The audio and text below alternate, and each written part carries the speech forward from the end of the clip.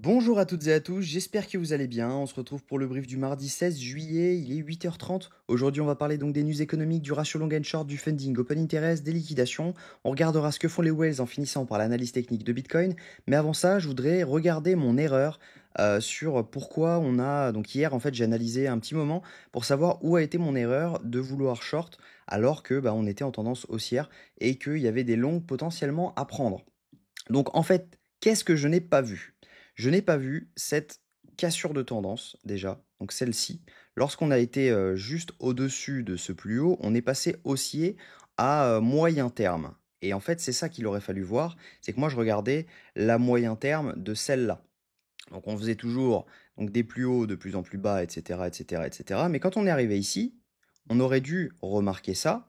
J'aurais dû remarquer ça, tout simplement que là, on était vraiment en tendance haussière court terme. Même si jamais on accumule en dessous, il y a quand même des trades à prendre en dessous. On est d'accord, jusque-là, tout va bien. Derrière, qu'est-ce qu'on a fait? On a fait, donc juste là, un retour en zone OTE. Donc ça veut dire que, en fait, c'est pareil, j'ai eu une deuxième erreur là-dessus parce que on a repris cette zone OTE juste ici. Donc juste là, celle-là, on l'avait repris, donc elle ne compte plus. Ensuite, on se remet là, on se remet ici. Celle-là ne compte plus. Donc du coup, la zone à prendre en compte, eh bien, c'est celle-ci. Et derrière, sur le retracement, on a retracé là-dedans. On aurait dû mettre notre Fibo juste ici et rentrer dans la zone OTE. Et derrière, on aurait pu avoir ce long. Donc l'erreur a été tout simplement déjà de tracer ce canal parce que ça n'a aucun sens de le prendre en compte. Mais surtout, l'erreur de base a été de ne pas voir qu'on était en tendance haussière à court terme et à moyen terme, pardon. Court terme, on était haussier, baissier, haussier, baissier, mais moyen terme, on était repassé haussier en faisant un plus haut par rapport à celui-ci. Et moi, ce que je voyais, c'était un plus haut par rapport à celui-ci. Mais si jamais on avait fait le plus haut maintenant, et pas si jamais ça traînait un petit peu. Donc voilà un peu l'erreur que j'ai faite. On aurait pu long ce marché. Il va falloir maintenant que je mémorise cette erreur pour qu'elle ne se reproduise plus dans les prochains trades. Donc l'avantage qu'on a eu, c'est quand même que j'ai pas trade. Donc vu que je n'étais pas sûr de la tendance, etc., je n'ai pas trade.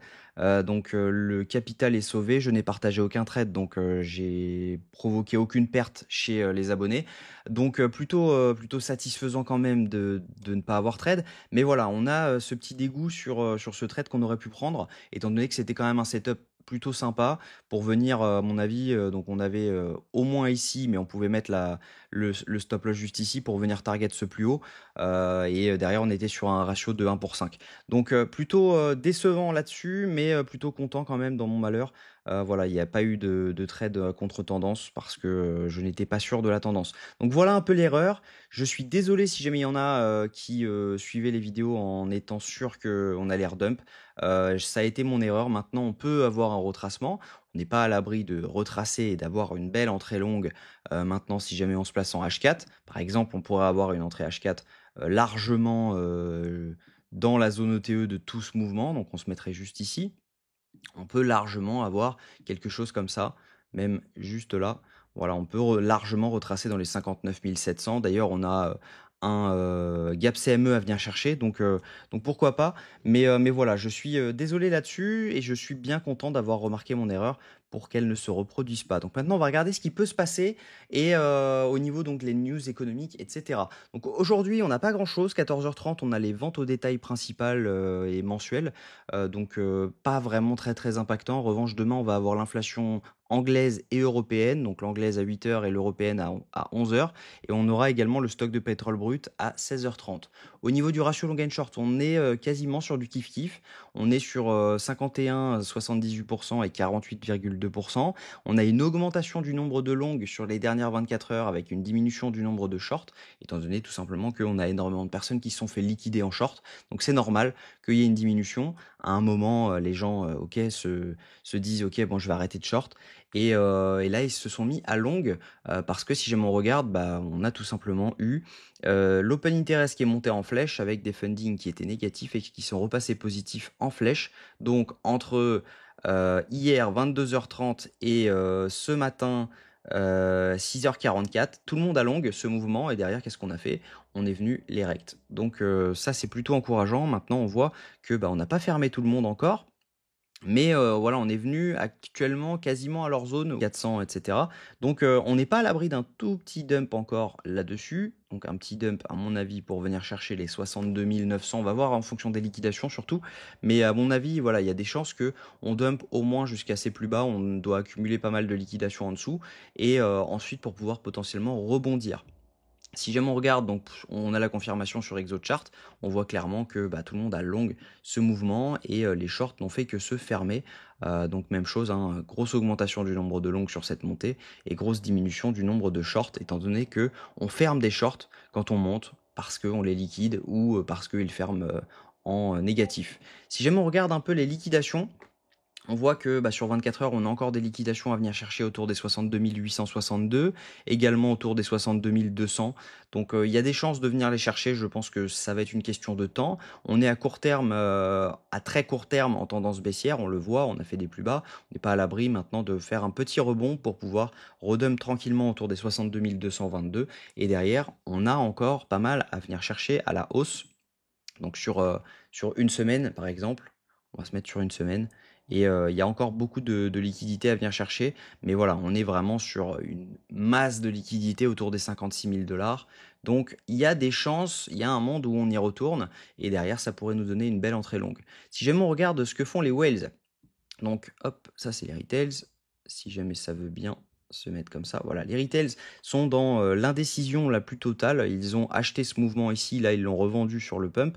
Derrière, ils savent pas trop quoi faire. Les whales, elles, sont en train d'accumuler majoritairement, même si jamais on a des petites ventes, etc. Elles sont en train d'accumuler majoritairement. Et les micro whales, c'est elles qui clairement ont fait ce mouvement, on le voit hein, à la perfection. C'est parfaitement reproduit là-dessus, le petit dump également ici. Donc c'est vraiment les micro whales qui font ce mouvement, donc c'est des mouvements entre 100 000 et 1 million de dollars. Si jamais on regarde donc techniquement, la liquidation que je vous ai annoncée se trouve sur 24 heures. Je vais regarder ça. Tac, la liquidation se trouve autour des 62 222 et la première 62 800. Donc 62 800 se trouvant ici, il y a des chances qu'on reprenne cette zone de demande dans laquelle on était et que bah, derrière on redump là-dedans pour tout simplement pouvoir potentiellement repartir ou poser un top. Donc venir chercher ces liquidations, on rebond, on pose notre top, on revient chercher donc la zone dont je vous ai parlé et derrière on pose un bottom, on continue d'accumuler des liquidités et à un moment, boum, on recte tout le monde. Donc ça, c'est largement probable comme scénario de garder ça pour plus tard. On peut très bien redump au mois d'août. Ce n'est pas non plus une impossibilité de le faire. Il y a des chances que bah, actuellement on soit bull, qu'on retrace un petit peu, qu'on refasse un plus haut et qu'on revienne chercher autour des 69, 68 000 dollars et que derrière on revienne autour des 50 000 dollars pour chercher le vrai bottom. C'est pas impossible, hein, le marché aime bien prendre son temps. Si jamais on regarde donc la zone OTE de tout ce mouvement, on est sur, hop, on est sur cette zone-ci, entre les 65 000 et les 68 063 dollars. Donc c'est pas impossible, donc ça c'est un peu exagéré, c'est pas impossible à mon avis de venir faire quelque chose comme ceci. C'est pareil, je vais mettre ça là comme ça, hop. Donc de venir faire quelque chose comme ceci, on pourrait donc avoir potentiellement un setup de short. Derrière, on revient là-dedans et on peut repartir là-dedans pour derrière pouvoir redump tranquillement en ayant accumulé toutes ces liquidités qui seraient ici. Donc voilà un peu le plan général pour moi. Je pense que voilà, à très court terme, moi je suis baissier parce qu'il y a pas mal quand même de data qui nous annonce que bah voilà, on a liquidé au-dessus de ses plus hauts, on a liquidé au-dessus de ses plus hauts, on n'a plus grand-chose. Les gens ont un peu peur de short, ils sont en train de long. On a beaucoup de liquidations à la baisse. Donc potentiellement, voilà, c'est un dump pour derrière pouvoir rebondir tranquillement dans la zone OTE parce que, pour rappel, bah, on est aussi en daily. Hein.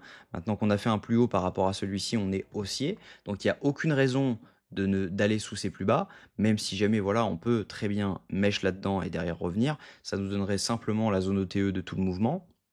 Si jamais je mets ça là, donc ça nous donnerait simplement la zone OTE de tout le mouvement et derrière pouvoir venir donc chercher cette zone-ci et derrière À mon avis, ce sera un redump. Donc voilà, on va voir directement, mais voilà, il y a trop de liquidités qui s'accumulent ici, en tout cas pour ne pas venir les chercher à un moment ou à un autre. Donc moi, ce que je vais faire, c'est que je vais regarder en low time frame. Si jamais je vois que j'ai un petit setup de short, je le prendrai. Même si jamais la tendance est haussière, je pense qu'il y a un setup à tenter, que ce soit un scalp, même si jamais on le met à break-even rapidement, je pense que ce sera à tenter.